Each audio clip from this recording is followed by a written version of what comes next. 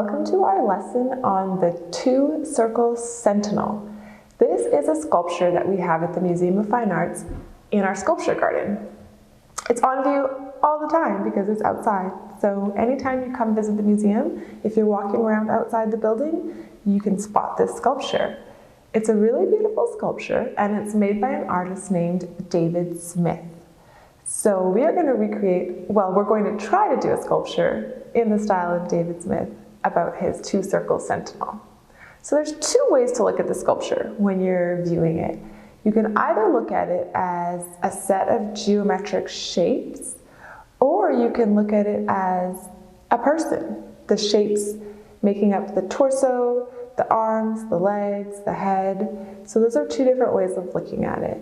And if you think of the title, a sentinel is somebody who's a guardian, someone who stands guard. So as we work on our sculptures today, we're going to keep those thoughts in mind. One other thing when you think about the shape of the sculpture is when you look at the sculpture head on, it's very broad, like a person standing there. But when you look at it from the side, which you can because it's outdoors, you can walk all the way around it, it's very thin. So that's also something we're going to keep in mind as we work on our sculptures today. So for our project, you only need 3 materials. That's it. We have Model Magic in your kits, some aluminum foil, and popsicle sticks. Let's start with the Model Magic. You can press it around in your hands to get it a little softer and warmed up so you can work with it. And the first thing you're going to do is take off about a chunk that's about a third of the size, so if you broke it into 3s. And you'll use one of those for the base of your sculpture. So the way I like to do it is just tap it, or make a circle actually. Make a circle and then tap it into the shape of a square. That'll be the base of your sculpture. As we work on it, I'll share a little more information about the artist. So, David Smith, originally, his great-grandfather was a welder, so he learned how to weld. And the sculpture he built, he made out of stainless steel, and he welded it together.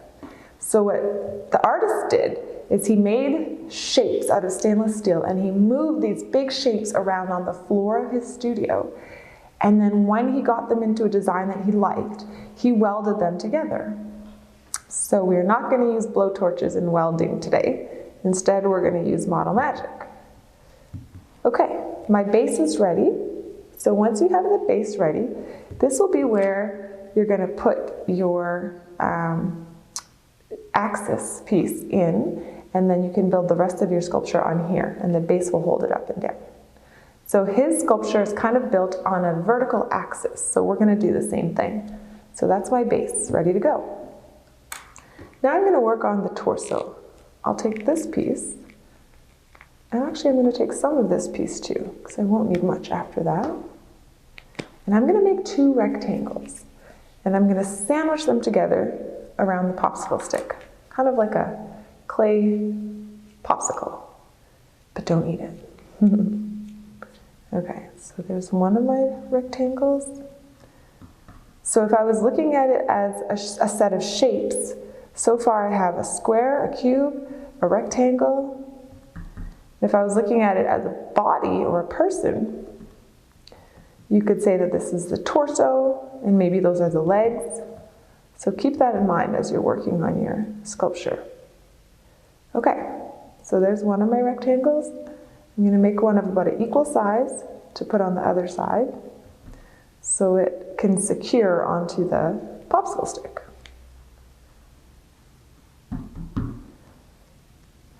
Now, as you're working on your sculpture, the Model Magic is going to be nice and moist, but just know that it will dry and harden in about 3 days.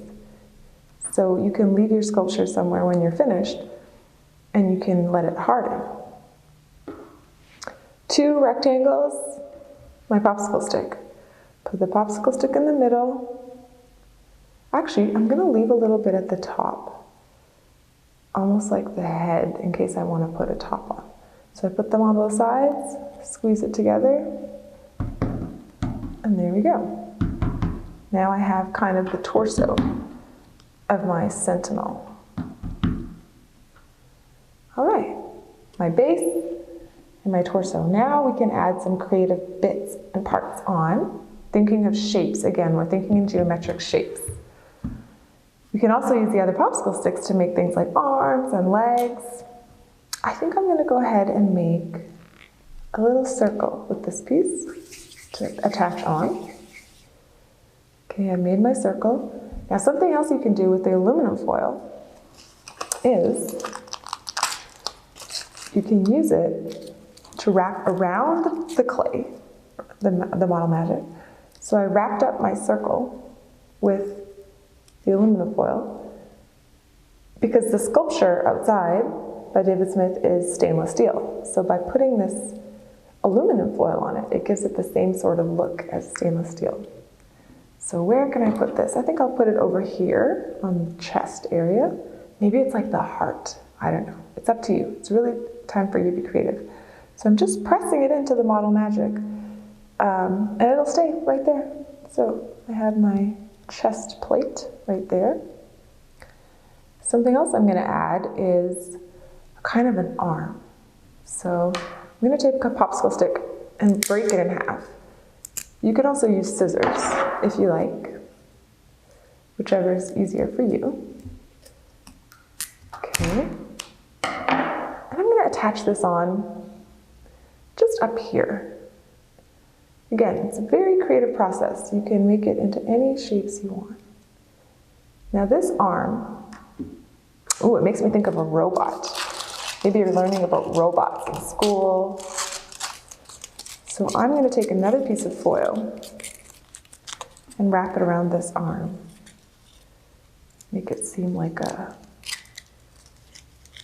some kind of robot arm. So there we go. So your sculpture is going to have elements of sort of metallic looking parts and white parts. There you go. Okay, I have a little more Model Magic. With this, I can make some more shapes. I think I'm going to make maybe a triangle so that we can have all different types of geometric shapes. So I'm going to make a tiny little triangle and attach it onto our sentinel as well. This piece is too big. I don't think I'm going to make a head. I'd like it to still remain kind of abstract and more like a sentinel standing guard. But if you look at the sculpture by David Smith, it has sort of a long piece on the top and a round bit that could be a head off to the side. There's my triangle. I'm going to attach it down here. So I have circle, triangle, rectangle, another rectangle, and a cube. I have a little bit more Model Magic, so I can add things on if I want to, but I'm going to stop here for now. And I'm going to secure my sentinel into the base and just make sure it's nice and firm. And there we go. So this is my little sentinel that I made today. Remember again, we have lots of shapes: cube, rectangle, triangle, sphere or circle, and we have it on sort of a perpendicular up and down axis. So when you look at it from the front, it's nice and wide, but if I flip him sideways, he's really thin and narrow.